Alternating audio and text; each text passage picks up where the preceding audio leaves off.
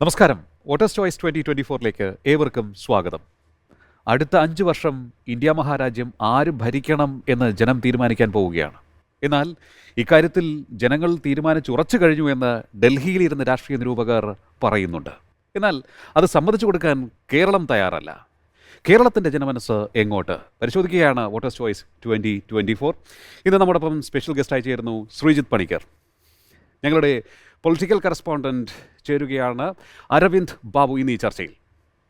ഇരുവർക്കും സ്വാഗതം voters choice 2024ലേക്ക്. ഇന്ന് നമ്മൾ ചർച്ച ചെയ്യുന്നത് പാലക്കാട് മണ്ഡലത്തെക്കുറിച്ചാണ്. പാലക്കാട് കൃഷിയും രാഷ്ട്രീയവും ഇടചേർന്ന ശക്തമായ മത്സരമൊരുക്കുന്ന മണ്ഡലം. കഴിഞ്ഞ തെരഞ്ഞെടുപ്പിൽ UDF മികച്ച വിജയം നേടി. എന്നാൽ അതൊരു ആക്സിഡൻ്റൽ റിസൾട്ട് ആയിരുന്നു എന്ന് പറയുകയും ഇക്കുറി തിരിച്ചു പിടിക്കുകയും ചെയ്യുമെന്ന് ഉറപ്പിക്കുകയാണ് LDF. എന്നാൽ ഞങ്ങളെ എഴുതിത്തള്ളാൻ സാധിക്കില്ല എന്ന് BJPയും പറയുന്നു. യഥാർത്ഥത്തിൽ ആർക്കനുകൂലമാണ് ഇന്ന് പാലക്കാട് പരിശോധിക്കാം. ആദ്യം ശ്രീജിത്ത് പണിക്കറിലേക്ക്. ശ്രീജിത്ത് പണിക്കർ, പാലക്കാട് ഒരു വ്യത്യസ്തമായ, നമ്മൾ പറയുമല്ലോ കരിമ്പനകളുടെ നാട്, വ്യത്യസ്തമായ ഒരു കാറ്റ്, എല്ലാം കൊണ്ടും ഡിഫറൻ്റായി നിൽക്കുന്ന ഒരു മണ്ഡലമാണ്. ഇക്കുറി ആർക്കായിരിക്കും പാലക്കാട് കൂടുതൽ സാധ്യത?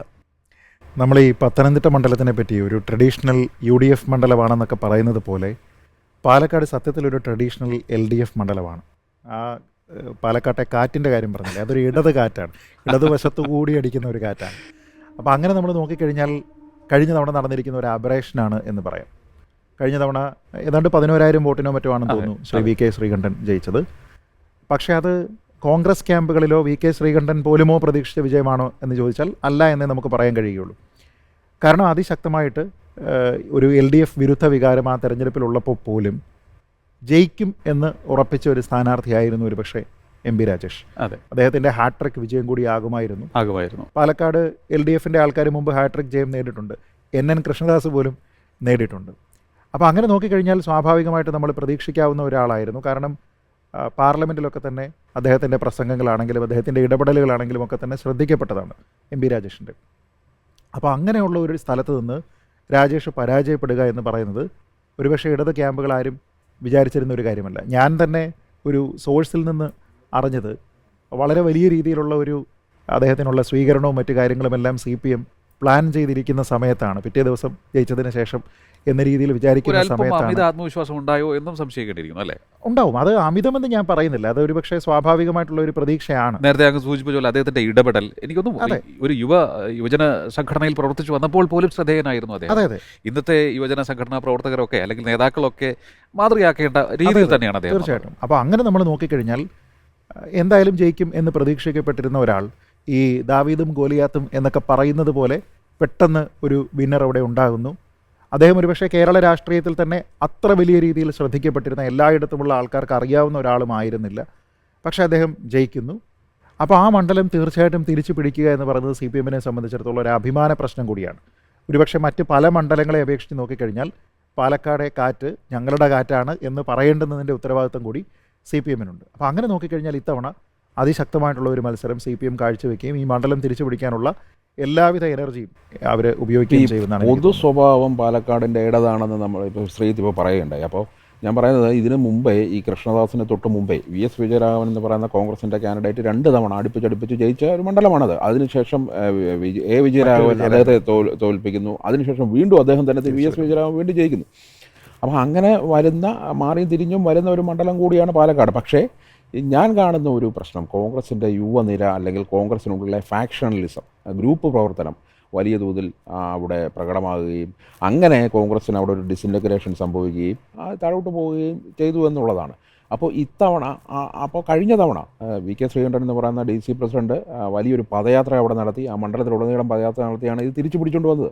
അപ്പോൾ ഇത്തവണ അങ്ങനെ അത്ര പെട്ടെന്ന് ശ്രീകണ്ഠനെ അവിടെ പരാജയപ്പെടുത്താനാകുമോ എന്നുള്ളൊരു ചോദ്യമുണ്ട്. കാരണം ഇതൊക്കെ നിൽക്കുമ്പോഴും നിലവിൽ ഒരു ആൻറ്റി ഇൻക്യുംബൻസി എന്ന് പറയുന്ന ഒരു വേവ് ഉടനീളം നിൽക്കുന്നുണ്ട്.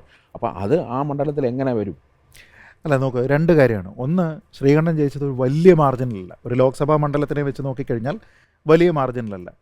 അപ്പോൾ രണ്ടാമത് മത്സരിക്കുന്ന സമയത്ത് ആ മാർജിനിലേക്കെങ്കിലും എത്തുക അല്ലെങ്കിൽ അതിനെ വർദ്ധിപ്പിക്കുക എന്ന് പറയുന്നത് ഒരു ഹെർക്കുലിയൻ ടാസ്ക്കാണ് ശ്രീകണ്ഠന്. വലിയ മാർജിനിലല്ലെന്ന് പറയുമ്പോൾ കൂടി ഇപ്പോൾ MP വീരേന്ദ്രകുമാർ എന്ന് പറയുന്ന കാൻഡിഡേറ്റിനെ തോൽപ്പിച്ചു. ഏതാണ്ട് 1,00,000 വോട്ടിനാണ് MP രാജേഷ് അവിടെ ജയിക്കുന്നത്. ആ വോട്ടിനെ മറികടന്നിട്ട് 11,000 വോട്ടിൻ്റെ ഭൂരിപക്ഷം അവിടെ ശ്രീകണ്ഠൻ ഉണ്ടാക്കി. അപ്പോൾ വലിയ മാർജിൻ അല്ല എന്ന് നമുക്ക് പറയാനാകുമോ? അല്ല, അതുകൊണ്ടാണ് ഞാൻ പറഞ്ഞത് അവിടുത്തെ പൊതു സ്വഭാവം. കഴിഞ്ഞ ഒരു സിൽവർ ജൂബിലി നോക്കിയാൽ ഓൾമോസ്റ്റ് ഒരു സിൽവർ ജൂബിലി അവിടെ CPM കയ്യിൽ വെക്കുന്നതാണ് ഓൾമോസ്റ്റ്. അപ്പോൾ അതിനു മുമ്പാണ് നമ്മൾ ഈ പറയുന്ന VS വിജയരാഘവൻ വരുന്നതും മറ്റൊരു വിജയരാഘവൻ വരുന്നതും വീണ്ടും VS വിജയരാഘവൻ വരുന്നതും ഒക്കെ നടക്കുന്നത്. അതിനുശേഷം അതുകൊണ്ടാണ് ഞാൻ പറഞ്ഞത് NN കൃഷ്ണദാസിനെ പോലൊരാൾ. അപ്പോൾ അദ്ദേഹത്തിനെ നമ്മൾ പറയുമ്പോൾ ഈ പറയുന്ന മേഖലകളിലൊന്നും തന്നെ നമ്മൾ പറയുന്ന ഒരു പേരല്ല NN കൃഷ്ണദാസ്. ഒരു ഹാർഡ് കോർ CPMൻ്റെ ആൾ എന്ന രീതിയിൽ നിൽക്കുന്ന ആളാണ്. അദ്ദേഹത്തിൻ്റെ ഒരു വ്യക്തിപ്രഭാവം പോലും അദ്ദേഹം 3 തവണ പാർലമെൻറ്റിൽ പോയതിനു ശേഷവും കേരളം ഒന്നാകെ പരത്തുന്നതിന് പോലും ശ്രമിച്ചിട്ടുള്ള ഒരാളുമല്ല.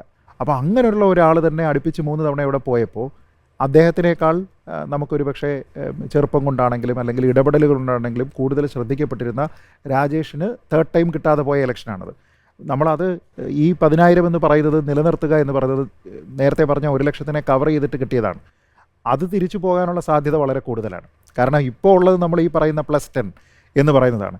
ഒറിജിനലി അതിന് അദ്ദേഹം കവർ ചെയ്തെടുത്തിരിക്കുന്ന വോട്ട് ഈ കോർ CPM വോട്ടിലേക്ക് പോകേണ്ടതാണ്. അതിന് പല ഫാക്ടറുണ്ട്. അതിനൊരു പക്ഷേ സാമുദായികമായിട്ടുള്ള സംഭവങ്ങൾ കഴിഞ്ഞ തവണ ഉണ്ടായിരുന്നിരിക്കാം, ശബരിമല വിഷയം ഉണ്ടായിരുന്നിരിക്കാം, അപ്പുറത്ത് രാഹുൽ ഗാന്ധി മത്സരിക്കുന്ന കാര്യം ഉണ്ടായിരിക്കാം. അതുകൊണ്ട് ഞാൻ പറഞ്ഞത് ഇതൊന്നും തന്നെ ഇത്തവണ പുതുമയുള്ള കാര്യങ്ങളല്ല. അപ്പോൾ അങ്ങനെ നോക്കിക്കഴിഞ്ഞാൽ ശക്തനായിട്ടുള്ള ഒരു സ്ഥാനാർത്ഥി, ഇപ്പോൾ രാജേഷ് അവിടെ വന്ന് മത്സരിക്കാനുള്ള സാധ്യത എന്തായാലും നിലവിലില്ല. പക്ഷേ കുറച്ചുകൂടി ശക്തനായിട്ടുള്ള സ്വാധീനമുള്ള ഒരു സ്ഥാനാർത്ഥി അവിടെ മത്സരിച്ചാൽ വളരെ നല്ലൊരു മത്സരം അവിടെ നടക്കും. പ്രത്യേകിച്ച് BJPയെ സംബന്ധിച്ചിടത്തോളം കുറച്ച് വോട്ട് അവിടെ ഉള്ള ഒരു മണ്ഡലമാണ്. അതിപ്പോൾ ശോഭാ സുരേന്ദ്രൻ മത്സരിച്ചാലോ C കൃഷ്ണകുമാർ മത്സരിച്ചാലോ ഒക്കെ തന്നെ കുറച്ച് വോട്ട് സമാഹരിക്കാൻ പറ്റുന്നതാണ്. അതൊരു ഓർഗാനിക് ഗ്രോത്ത് BJPക്കുള്ള സ്ഥലമാണ്. അപ്പോൾ അങ്ങനെ നോക്കിക്കഴിഞ്ഞാൽ അവിടെ ഈ മണ്ഡലം തിരിച്ചു പിടിക്കാനുള്ള, അതായത് ഈ 1,00,000 ഒരു 10,000 കൂട്ടി തിരിച്ചു പിടിക്കുന്നതിനേക്കാൾ ഒരുപക്ഷെ CPMന് എളുപ്പമാണ് ഈ നിലവിലുള്ള 10,000 കവർ ചെയ്തിട്ട് മറ്റൊരു 20,000 കൊണ്ട് അതിനെ തിരിച്ചു പിടിക്കുക എന്നുള്ളത്. അപ്പോൾ അതിന് ശക്തനായിട്ടുള്ള ഒരു സ്ഥാനാർത്ഥി. പിന്നെ ശ്രീകണ്ഠനെ സംബന്ധിച്ചിടത്തോളം അദ്ദേഹം ഈ പറഞ്ഞതുപോലെ മണ്ഡലത്തിലുള്ള ഒരാളാണ്. നമ്മൾ എങ്ങനെയാണ് ആൻ്റോ ആൻ്റണിയെ പറ്റി പറയുന്നതെന്ന് വെച്ച് കഴിഞ്ഞാൽ അതിന് ഓപ്പോസിറ്റ് ആയിട്ടുള്ള ഒരാളാണ്. അദ്ദേഹം മണ്ഡലത്തിലുള്ള ആളാണ്. പലപ്പോഴും ഈ കേന്ദ്ര നേട്ടങ്ങൾ പോലും അദ്ദേഹത്തിൻ്റെതാണ് എന്ന രീതിയിൽ റെയിൽവേ വികസനം അവിടെ വളരെ ശക്തമായ രീതിയിൽ അദ്ദേഹം പറയുന്നുണ്ട്. പിന്നെ നമ്മൾ കണ്ടതാണ് ഈ വന്ദേ ഭാരത് ഒക്കെ വരുന്ന സമയത്ത് അദ്ദേഹത്തിൻ്റെ പോസ്റ്റർ ഒട്ടിച്ചതുമായി ബന്ധപ്പെട്ട വിവാദമൊക്കെ കണ്ടതാണ്. അപ്പോൾ നമ്മൾ ഈ വിവാദത്തിനെയൊക്കെ ആ വഴിക്ക് വിട്ടാൽ പോലും മണ്ഡലത്തിൽ അദ്ദേഹത്തിൻ്റെ ഒരു പ്രസൻസ് ഉണ്ട്, മൊബിലൈസ് ചെയ്യാനായിട്ടുള്ള ഒരു ശ്രമമുണ്ട് എന്ന രീതിയിൽ നോക്കിക്കഴിഞ്ഞാൽ അദ്ദേഹം അങ്ങനെ അവഗണിക്കപ്പെടേണ്ടുന്ന ഒരാളല്ല. കാരണം കിട്ടിയ ഒരവസരം അത് ഈ പറഞ്ഞതുപോലെ ഒരു അബറേഷനായിട്ട് വന്നതാണെങ്കിലും അതിനെ ഉപയോഗിക്കാനായിട്ട് ശ്രമിച്ച ആളാണ്, അല്ല എന്ന് പറയാൻ പറ്റില്ല. പക്ഷേ ഞാൻ പറഞ്ഞത് ഈ മണ്ഡലത്തിൻ്റെ ഒരു പൊതു സ്വഭാവം ഒരു ഇടത് സ്വഭാവം ആയതുകൊണ്ട് CPMനെ സംബന്ധിച്ചിടത്തോളം മറ്റേതെങ്കിലും ഒരു മണ്ഡലം റിക്കവർ ചെയ്യുന്നതിനേക്കാൾ കുറച്ചുകൂടി എളുപ്പമുള്ള മണ്ഡലങ്ങളാണ് ഒരുപക്ഷേ ഈ പാലക്കാട് അല്ലെങ്കിൽ ചേർന്ന് കിടക്കുന്ന ആലത്തൂർ പോലെയുള്ള മണ്ഡലങ്ങൾ. അപ്പോൾ അതിന് വേണ്ടിയിട്ട് CPM ശ്രമിക്കുമെന്ന് തോന്നുന്നത്. കാരണം അത് അവരെ സംബന്ധിച്ചിടത്തോളം ഒരു പ്രസ്റ്റീജിയസ് ആയിട്ടുള്ള കാര്യമാണ്. ഈ കോൺഗ്രസിൻ്റെ പാർട്ടി സംവിധാനം എത്രത്തോളം ശക്തമാണ്? അവിടെ VT ബൽറാം തിരിച്ചു പിടിക്കാൻ ശ്രമിക്കുന്നുണ്ട് അടുത്ത നിയമസഭാ തെരഞ്ഞെടുപ്പിൽ. അതുപോലെ തന്നെ ഷാഫി ഉണ്ട്. അപ്പോൾ ഇവരുടെയൊക്കെ സാന്നിധ്യം ശ്രീകണ്ഠന് ഗുണം ചെയ്യുമോ? അതുപോലെ തന്നെ മറ്റിടങ്ങളിലെ പോലെ ശിഥിലമാണോ കോൺഗ്രസിൻ്റെ അവിടുത്തെ? അല്ല, നമ്മൾ ഒരു പക്ഷേ നോക്കിക്കഴിഞ്ഞാൽ കോൺഗ്രസിനെ സംബന്ധിച്ചിടത്തോളം പാലക്കാട് നിന്ന് അവിടെ കുറേയധികം പ്രശ്നങ്ങൾ നമ്മൾ ഉണ്ടായിട്ടുണ്ട്. ഇപ്പോൾ AV ഗോപിനാഥുമായി ബന്ധപ്പെട്ടൊക്കെ തന്നെ കുറേയധികം വിഷയങ്ങൾ നമ്മൾ കേട്ടിട്ടുള്ളതാണ്. പക്ഷേ യുവാക്കളായിട്ടുള്ള ആൾക്കാർ, ഇപ്പോൾ ഈ പറഞ്ഞതുപോലെ ഷാഫി പറമ്പിലായിക്കോട്ടെ, VT ബൽറാം ആയിക്കോട്ടെ, ശ്രീകണ്ഠൻ തന്നെ ആയിക്കോട്ടെ, ഇങ്ങനെയുള്ള ആൾക്കാരെ സംബന്ധിച്ചിടത്തോളം ഒരു പക്ഷേ എറണാകുളം പോലെ പിന്നീട് ഒരു യുവനിര എന്നൊക്കെ പറയാൻ പറ്റുന്ന മണ്ഡലങ്ങളിലൊന്ന് നമ്മൾ ഈ എറണാകുളത്ത് കുറേയധികം ആൾക്കാർ, റോജി എം ജോൺ, ഹൈബി ഈഡൻ എന്നൊക്കെ കേൾക്കുന്നത് പോലെ കുറച്ചുകൂടി ആൾക്കാർ പിന്നെയും നമ്മൾ കോൺഗ്രസിൻ്റെ കേൾക്കുന്നത്. ഇവരൊക്കെ വെറ്ററൻസാണ് പല ആൾക്കാരും, പ്രായം കൊണ്ട് ചെറുപ്പമാണെങ്കിൽ പോലും കോൺഗ്രസ്സിൽ വളരെ ബ്ലെസ്ഡ് ആയിട്ട് ചെറുപ്പത്തിൽ തന്നെ വന്നിരിക്കുന്ന പുതു ജനറേഷനിലുള്ള ആൾക്കാരാണ്.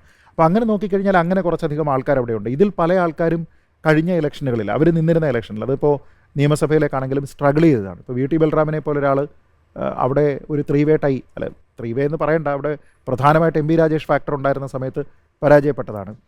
ഷാഫി പറമ്പിൽ വളരെ ശക്തമായിട്ടുള്ള ഒരു എതിർപ്പ് രാഷ്ട്രീയമായി നേരിട്ടതിന് ശേഷമാണ് അവിടെ അദ്ദേഹം ഏതാണ്ട് 3000 വോട്ടിനോ മറ്റുമാണ് ജയിച്ച് കയറിയത്. നമ്മൾ നോക്കിക്കഴിഞ്ഞാൽ ആ മാർജിനിൽ ജയിക്കേണ്ടുന്ന ആളല്ല അദ്ദേഹം. അപ്പോൾ അങ്ങനെ നമ്മൾ നോക്കിക്കഴിഞ്ഞാൽ അവിടെ വളരെ സ്ട്രഗിൾ ചെയ്തിട്ട് വന്നിരിക്കുന്ന ആൾക്കാരാണ്. ഒരു BJP ഫാക്ടറിനെ പോലും അതിജീവിച്ച് വന്നയാളാണ് ഷാഫി പറമ്പിൽ. അങ്ങനെ നോക്കിക്കഴിഞ്ഞാൽ അവരെ സംബന്ധിച്ചിടത്തോളം ആ ഒരു മണ്ഡലം നിലനിർത്തുക എന്ന് പറയുന്നത് അവരുടെ കൂടി നിലനിൽപ്പിന്, അവരുടെ ഫൗണ്ടേഷൻ സ്ട്രോങ് ആണെന്ന് ഉറപ്പിക്കുന്നതിന് അവർക്ക് അത്യാവശ്യമാണ്. ഈ BJP A ക്ലാസ് മണ്ഡലങ്ങളുടെ കൂടെ പരിഗണിക്കുന്ന ഒരു മണ്ഡലമാണ് പാലക്കാട്. ഇപ്പോൾ പ്രത്യേകിച്ച് അവിടെ മുനിസിപ്പാലിറ്റിയൊക്കെ BJP ഭരിക്കുന്ന ഒരു സ്ഥലവും കൂടെയാണ്.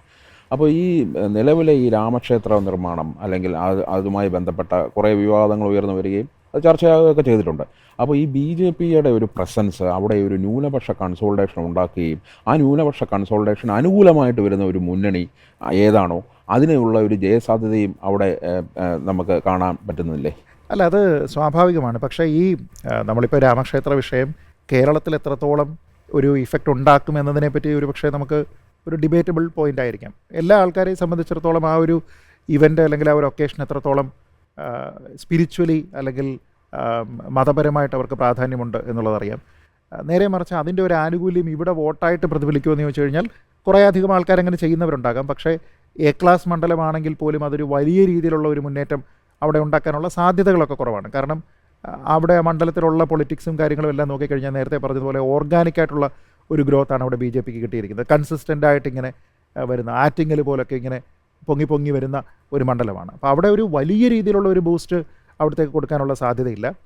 അതുകൊണ്ട് തന്നെ അത് മാത്രമായിട്ടൊരു ധ്രുവീകരണം ഉണ്ടാക്കാനുള്ളൊരു സാധ്യതയില്ല. പക്ഷേ എനിക്ക് തോന്നുന്നത് ഏതാണ്ടൊരു 30% ഒരു ന്യൂനപക്ഷത്തിന് പ്രാധാന്യമുള്ള ഒരു മണ്ഡലം എന്ന നിലയ്ക്ക് നോക്കിക്കഴിഞ്ഞാൽ ആ ന്യൂനപക്ഷത്തിൻ്റെ മനസ്സ് ആർക്കൊപ്പമാണോ അവർ ജയിക്കാനുള്ള സാധ്യത കൂടുതലാണ്. അപ്പോൾ ആ ന്യൂനപക്ഷത്തിന് കൂടുതൽ ഇഷ്ടപ്പെടുന്നത് ആരെയാണ് എന്നുള്ളതനുസരിച്ചിരിക്കും. ഇപ്പോൾ നമ്മൾ നോക്കിക്കഴിഞ്ഞാൽ ഇപ്പോൾ തൃത്താലയിലെ ഇലക്ഷൻ വന്നിരുന്ന സമയത്ത് ന്യൂനപക്ഷം ആരോടൊപ്പം നിന്നു എന്നുള്ളത് പോലെ തന്നെ ഇവിടെയും ആ ന്യൂനപക്ഷത്തിനെ കൺസോളിഡേറ്റ് ചെയ്തെടുക്കാനായിട്ട് ആര് ശ്രമിക്കുന്നോ അവർക്ക് സാധ്യത കൂടും. അവിടെ ലീഗിൻ്റെ ഒരു MLA ഉണ്ട് ഈ മണ്ഡലത്തിൽ. അതെ. അതെ, അപ്പോൾ അത് ഗുണം ചെയ്യുമായിരിക്കും VK ശ്രീകണ്ഠന്. അല്ല, കഴിഞ്ഞ തവണ അത് അല്ലാതെ തന്നെ ഗുണം ചെയ്തു. ഇപ്പോൾ കഴിഞ്ഞ തവണ അദ്ദേഹം ജയിച്ചു വരുന്ന സമയത്ത് തീർച്ചയായിട്ടും ആ ന്യൂനപക്ഷത്തിൻ്റെ വോട്ട് കിട്ടിയത് കൊണ്ടുകൂടിയാണ് ജയിച്ചത്. ഇല്ലെങ്കിൽ നേരത്തെ പറഞ്ഞിരിക്കുന്ന 1 ലക്ഷം വോട്ടിൽ എന്ന് പറയുന്ന ഒരു ബാരിയറിനെ മറികടന്നുകൊണ്ട് ഒരു 10,000-ന്റെ ഭൂരിപക്ഷത്തിലേക്ക് പോകാൻ കഴിയില്ല. അപ്പോൾ എന്തൊക്കെ കാരണത്താലാണോ ആ ന്യൂനപക്ഷം അദ്ദേഹത്തിൻ്റെ ഒപ്പം വന്നത്, അതിൽ രാഹുൽ ഗാന്ധി ഫാക്ടർ ഉൾപ്പെടെ അതിലുണ്ട്. കാരണം രാഹുൽ ഗാന്ധി ഇവിടെ നിന്ന് പ്രധാനമന്ത്രിയാകാൻ പോകുന്നു, അപ്പോൾ അദ്ദേഹത്തിന് മാക്സിമം സീറ്റ് കൊടുക്കുക എന്ന രീതിയിലുള്ളൊരു സാഹചര്യം വന്നുണ്ട്. ഇന്ന് ഒരു പക്ഷേ നോക്കിക്കഴിഞ്ഞാൽ ഈ ന്യൂനപക്ഷങ്ങളുടെ ചിന്ത അതുതന്നെയായിരിക്കും. അതിൽ പ്രത്യേകിച്ച് മാറ്റമില്ല. ഇപ്പം ദേശീയ തലത്തിൽ NDA മുന്നണി 3ാമത് വരും എന്ന് പറഞ്ഞാൽ പോലും ന്യൂനപക്ഷങ്ങൾ എന്നാൽ BJPക്ക് കൊടുക്കാം എന്ന് ചിന്തിക്കുന്നവരല്ല. അപ്പോൾ അങ്ങനെ നോക്കിക്കഴിഞ്ഞാൽ അതിനെ ശ്രീകണ്ഠന് വീണ്ടും കയ്യിൽ വെക്കാൻ പറ്റുമോ, അതോ അപ്പുറത്ത് വരുന്ന ഒരാൾ ഒരുപക്ഷെ ശ്രീകണ്ഠനേക്കാൾ കോൺഗ്രസിനേക്കാൾ കൂടുതൽ ന്യൂനപക്ഷ സൗഹാർദ്ദമായി സംസാരിക്കുന്ന ഒരാളാണ് എങ്കിൽ ഈ ഒരു വോട്ട് ബേസിലേക്കാണ് വീണ്ടും രണ്ടുപേരും കൊണ്ടുവന്ന് ഞങ്ങളുടെ കൂടെ വരുമെന്ന് പറഞ്ഞ് കാന്തം വെക്കാൻ പോകുന്നത്. ശബരിമല ഇഷ്യൂ BJPക്ക് അനുഗുണമായി വന്നു. അതുപോലെ രാമജന്മഭൂമി അല്ലെങ്കിൽ രാമക്ഷേത്രം വരാൻ സാധ്യതയുണ്ട്. കാരണം കേരളത്തിൽ ഇന്ത്യയിലെ മറ്റ് ഭാഗങ്ങളെ കുറിച്ചല്ല, കേരളത്തിൽ ഇതിനെ LDF ആയാലും UDF ആയാലും ഒരു BJPക്കെതിരായ പ്രചരണ ആയുധമായിട്ടാണ് ഉപയോഗിക്കുന്നത്. അതുകൊണ്ടാണ് അത് രാമജന്മഭൂമി കേരളത്തിൻ്റെ അകത്ത് വരുമ്പോൾ BJPക്ക് എതിരെയുള്ള ഒരു വോട്ട് പാറ്റേണിലേക്ക് എത്തിക്കില്ലേ കാര്യങ്ങൾ? അല്ല, നോക്കൂ, ഇതിൽ ഈ പല മുന്നണികളും കോൺഗ്രസ് ഉൾപ്പെടെ, കോൺഗ്രസ് ആണല്ലോ പ്രധാനമായിട്ട് ദേശീയ തലത്തിൽ പറയുമ്പോൾ വരുന്ന പാർട്ടി, കോൺഗ്രസ് ഉൾപ്പെടെ ഈ അയോധ്യയിലെ വിധി വരുന്ന സമയത്ത് അതിനെ അംഗീകരിച്ച ആൾക്കാരാണ്, സ്വാഗതം ചെയ്യുന്നു എന്ന രീതിയിൽ പറഞ്ഞ ആൾക്കാരാണ്. അപ്പോൾ വിധി പറയുന്നത് എന്താണ്?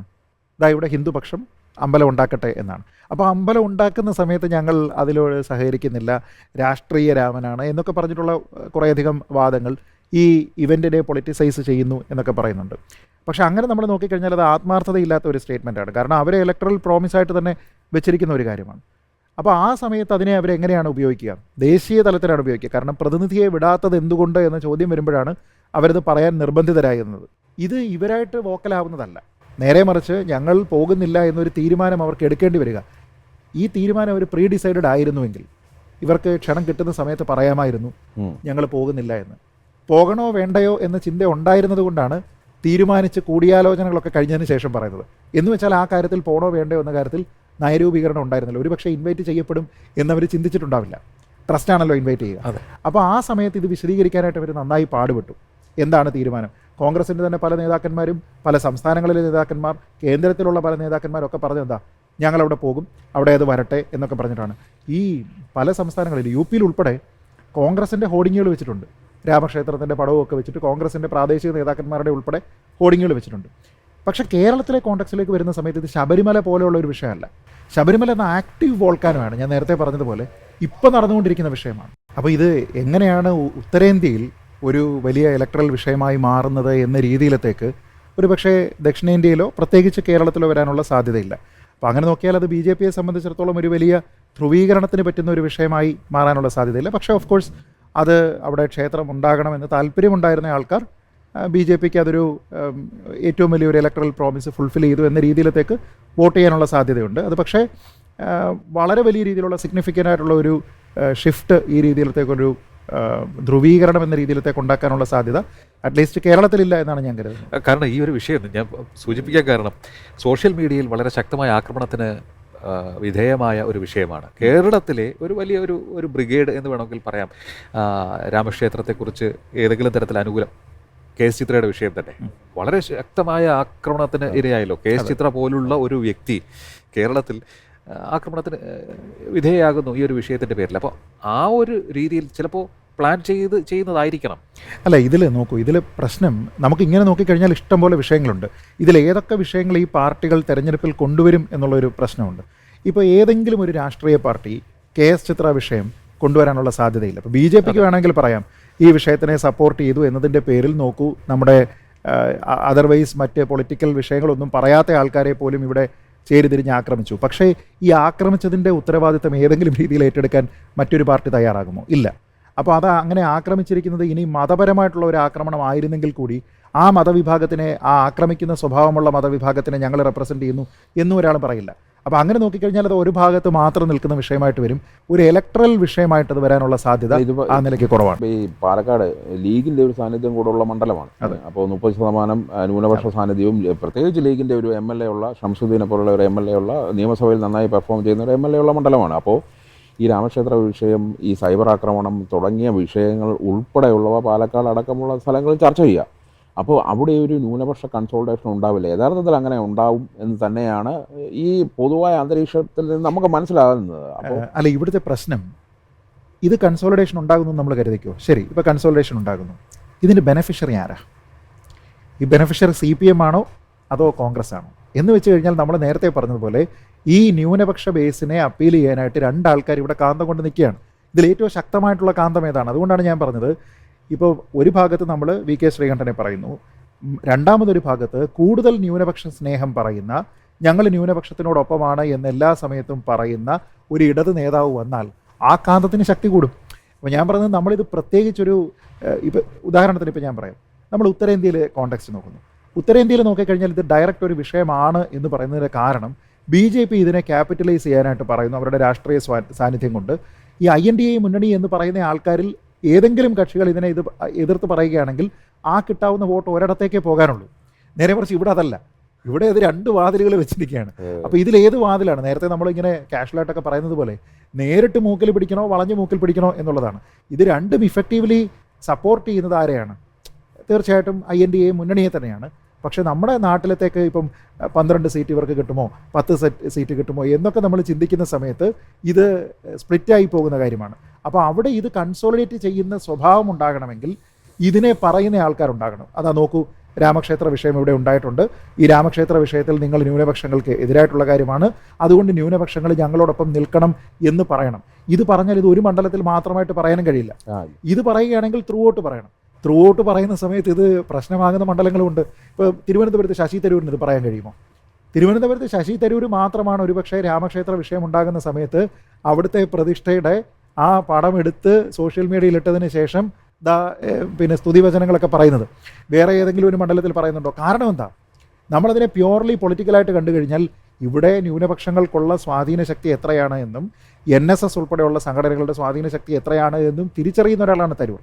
അപ്പോൾ ഇത് കൺസിസ്റ്റൻ്റ് ആയിട്ട് ഉപയോഗിക്കാനായിട്ട് ഒരാൾക്കും പറ്റില്ല. പക്ഷേ ഉപയോഗിക്കുന്ന സ്ഥലത്ത് സ്മാർട്ടായിട്ട് കൂടുതൽ നന്നായിട്ട് ആര് ഉപയോഗിക്കുന്നു എന്നുള്ളിടത്തേക്കാണ് ഈ ശക്തി കൂടിയ കാന്തം കൊണ്ടുവരുന്ന ആളിനാണ് അത് ക്യാപിറ്റലൈസ് ചെയ്യാൻ പറ്റുക. ഈ മത സാമൂഹിക സാഹചര്യങ്ങളൊക്കെ മാറ്റി നിർത്തിയ പാലക്കാട് കൃഷി കൂടിയുള്ള ഒരു സ്ഥലമാണ്. അപ്പോൾ നെൽ കർഷകരൊക്കെ ഒരുപാടുള്ള സ്ഥലമാണ്. അപ്പോൾ ഈ ക്ഷേമ പെൻഷനുകളടക്കമുള്ള ഇപ്പോൾ കൃഷി ക്ഷേമ പെൻഷൻ അടക്കമുള്ള സർക്കാരിൻ്റെ ഇടതുപക്ഷത്തിൻ്റെ ഒരു പ്രശ്നമായി തന്നെ, ഒരു വലിയ പ്രശ്നമായി തന്നെ കേന്ദ്ര സഹായം കിട്ടുന്നില്ല എന്ന് അവർ പറയുന്നു. പ്രതിപക്ഷം ദൂർത്തെന്ന് പറയുന്നു. അപ്പോൾ സാമ്പത്തിക നില ഭദ്രമല്ലാത്തത് കൊണ്ട് തന്നെ ക്ഷേമ പെൻഷനുകളോ ഈ കാർഷിക പെൻഷനുകളോ ഒന്നും കൊടുക്കാൻ പറ്റാത്ത ഒരു സാഹചര്യമുണ്ട്. അപ്പോൾ അതൊക്കെ ഈ തെരഞ്ഞെടുപ്പിൽ ഒരു ചർച്ചയാവില്ല. ആ ചർച്ചയുടെ കൂടെയാണ് നമ്മൾ പറയുന്ന ഈ ഫാക്ടേഴ്സ് എല്ലാം വരുന്നത്. അപ്പോൾ അത് യഥാർത്ഥത്തിൽ അത് ഇടതുപക്ഷത്തിന് അനുകൂലമാകാൻ ഈ തെരഞ്ഞെടുപ്പിൽ സാധ്യതയുണ്ടോ? ശ്രീകണ്ഠന് തന്നെയല്ലേ മുൻതൂക്കം എന്നാണ് ഞാൻ വീണ്ടും ചോദിക്കുന്നത്. അല്ല, അവിടെ ആ ഒരു വിഷയം നോക്കിക്കഴിഞ്ഞാൽ പാലക്കാട് പോലെയുള്ള ഒരു മണ്ഡലത്തിൽ, പ്രത്യേകിച്ച് ഈ കേരളത്തിൻ്റെ നെല്ലറ എന്നൊക്കെ തന്നെ പറയുന്ന ഒരു സ്ഥലത്ത് കർഷകരുടെ, നമ്മളിപ്പോൾ ഈ ക്ഷേമ പെൻഷൻ ഉൾപ്പെടെയുള്ള സംഭവങ്ങളെ മാറ്റിവെച്ചാൽ പോലും കർഷകരുടെ പ്രശ്നങ്ങളെ പറ്റി നോക്കുക. നമ്മളിവിടെ താങ്ങുവിലയുമായി ബന്ധപ്പെട്ട കാര്യത്തിനെ പറ്റി പറഞ്ഞു. കർഷകർക്ക് കിട്ടേണ്ടുന്ന മറ്റ് സമാശ്വാസം അവർക്ക് കിട്ടുന്നത് എങ്ങനെയാണ്? അതൊരു ലോൺ എന്ന നിലയ്ക്കാണ് അവർക്ക് ഇത് കിട്ടുന്നത്. അതിൻ്റെ ബാധ്യത അവർക്ക് മാത്രമാണ്. അതെങ്ങനെയാണ് കാണുന്നതെന്നൊക്കെ നടൻ ജയസൂര്യ സംസാരിക്കുന്ന സമയത്ത് നമ്മൾ എങ്ങനെ വിവാദമാകുന്നതാണ് എന്ന് കണ്ടു. അപ്പോൾ ഇതൊക്കെ ഡയറക്റ്റ്ലി ഇമ്പാക്റ്റ് ചെയ്യാൻ പറ്റുന്ന ഒരു സ്ഥലമാണ്. ഇപ്പോൾ കുട്ടനാട് പോലെ തന്നെ ഡയറക്റ്റ്ലി ഇമ്പാക്റ്റ് ചെയ്യാൻ പറ്റുന്ന ഒരു സ്ഥലമാണ് പിന്നെ പാലക്കാട് മണ്ഡലം. അപ്പോൾ അങ്ങനെ നമ്മൾ നോക്കിക്കഴിഞ്ഞാൽ ഇവിടെ കർഷക ആത്മഹത്യ തന്നെ വന്നുകൊണ്ടിരിക്കുകയാണ്. ഇപ്പോൾ പല സ്ഥലങ്ങളിലും തന്നെ അതുണ്ടായിട്ടുണ്ട്. അപ്പോൾ അങ്ങനെ നോക്കിക്കഴിഞ്ഞാൽ അതിൻ്റെ ഒരു ഇമ്പാക്റ്റ് എന്ന് പറയുന്നത് വളരെ സിഗ്നിഫിക്കൻ്റ് ആയിട്ട് വരാവുന്ന ഒരു മണ്ഡലമാണത്. കാരണം അവിടെ ഡിഫെൻഡ് ചെയ്യാനായിട്ട് CPM ഒന്നുമില്ല. ഇപ്പോൾ നമ്മളിവിടെ നോക്കിക്കഴിഞ്ഞാൽ നെല്ല്, ഇപ്പോൾ ഭാരത് അരി എന്നും പറഞ്ഞിട്ട് വരുന്നു.